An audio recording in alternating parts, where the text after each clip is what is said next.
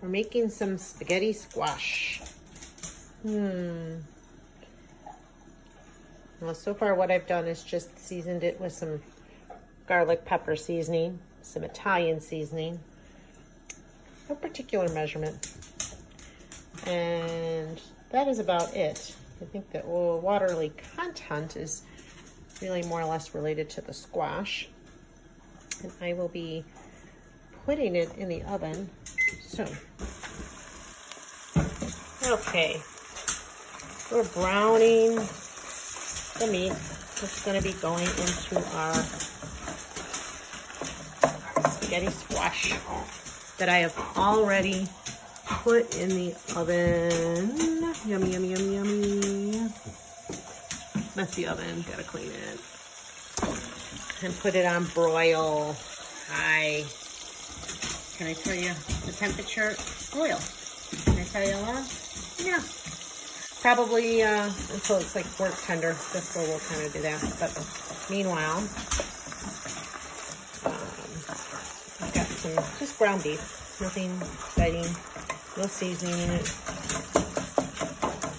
And you hear the dogs in the background fighting, of course, as always. This is normal here. You know, subtract, you know, kids when you get older and you bring in dogs, and this is what you get. Okay. So this actually is just brown around, I think it's 80-20, so you can see certainly the high fat content in it. So I will definitely have to drain this grease. No desire to have all of that, even though I'm trying the keto diet, so it's okay with the fat, but I'm not having any of that business. So just kind of keeping this going.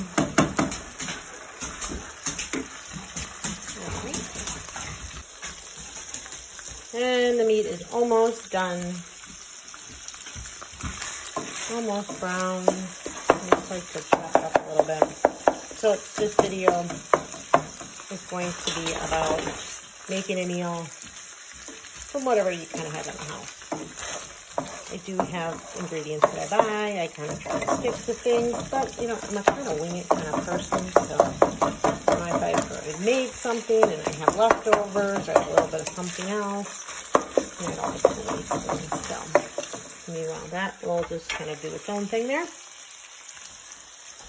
And we're gonna make spaghetti sauce spaghetti sauce and add like I think I got a half jar of that. Half jar of spaghetti sauce. I'm going to add some diced tomatoes and some green chilies to give it a little flavor. And I am not quite sure yet, but I may even put a little ricotta in there. I'm not sure. Thinking about it. We'll see how it goes.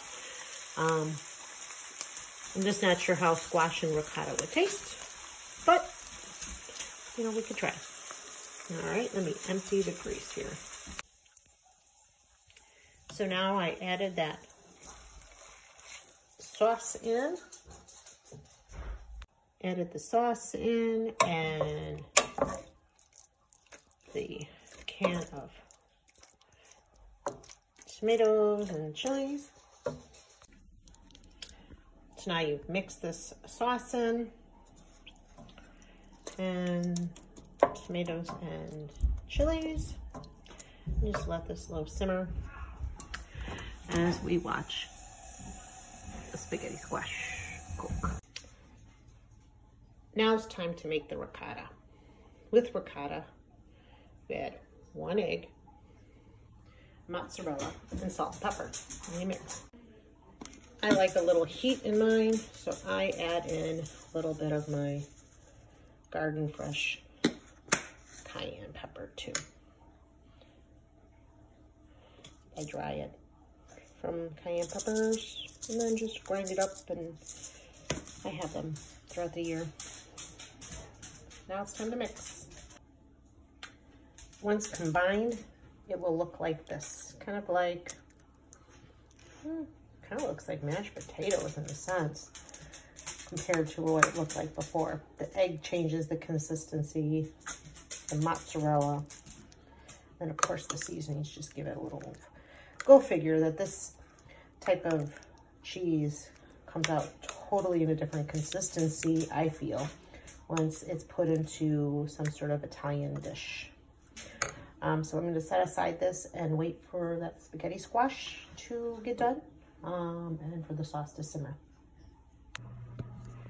Now that the spaghetti squash has roasted a little bit on the broiler, you can see a little blackened area, but it is getting close to being fork tender, as you can see. Give you an example. Take a little fork through it. I'll poke over here. It's very almost al dente to kind of pull apart. The next thing I want to do, see, you can kind of pull it apart, is start baking this. So now I'm going to put that ricotta sauce and then some mozzarella. First layer of just sauce, next layer is going to be ricotta. Okay, so next you got your layer of ricotta on here. I'm going to put some mozzarella on. After the mozzarella, I'm going to put another layer of sauce, just a slight layer. Just a little bit in here. Bear in mind, I am not a chef. I'm just a mom that is trying to be creative with food to feed her family. And then I'm going to put another layer of cheese, and that will be done, and I'm going to put it back in to bake. Okay, so that is done, and it is going to go right back in the oven, 350. And I'm going to try probably like 20 minutes. I think that's probably where I'm going to go with that. It should give it time to loosen up the remainder spaghetti squash, cook the cheeses, but you know, I'll come back and look at 20 minutes.